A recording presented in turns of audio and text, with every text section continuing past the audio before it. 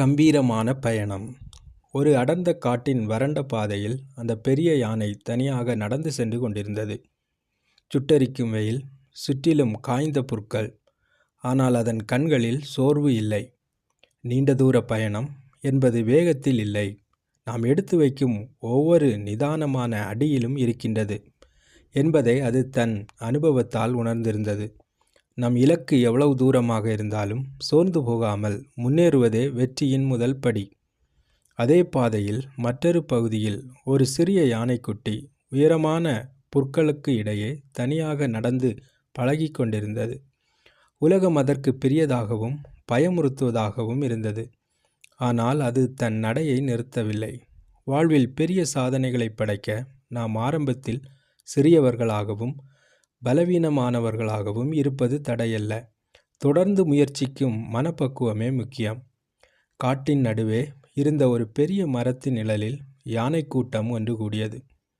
ஒருவருக்கொருவர் துணையாக நின்று வெயிலின் தாக்கத்தில் இருந்து தங்களை பாதுகாத்து கொண்டன.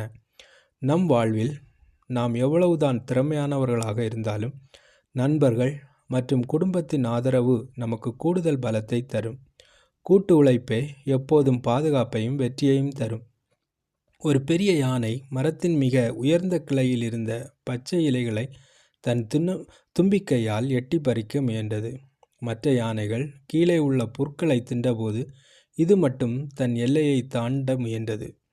வாழ்வில் மற்றவர்கள் செய்ய தயங்கும் கடினமான காரியங்களை நாம் துணிந்து செய்யும் போதுதான் நமக்கான தனித்துவம் மற்றும் சிறந்த வாய்ப்புகள் நமக்கு கிடைக்கும். ஒரு தாய் யானையும் அதன் குட்டியையும் அருகருகே நடந்து சென்றன. தாய் யானை தன் காலடியை பதித்து செல்ல குட்டி யானை அந்த பாதையை அப்படியே பின்பற்றியது. நாம் வாழ்வில் முன்னேறும்போது நமக்கு வழிகாட்டியவர்களை மறக்கக்கூடாது.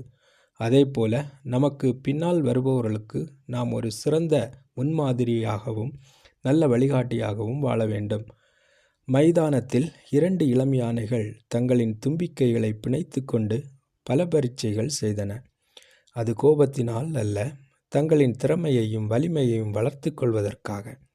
சவால்களும் தடைகளும் நம்மை அழிப்பதற்காக வருவதில்லை, நம்மிடம் மறைந்திருக்கும் ஆற்றலை வெளிக்கொண்டு வருவதற்கே வந்திருக்கின்றன.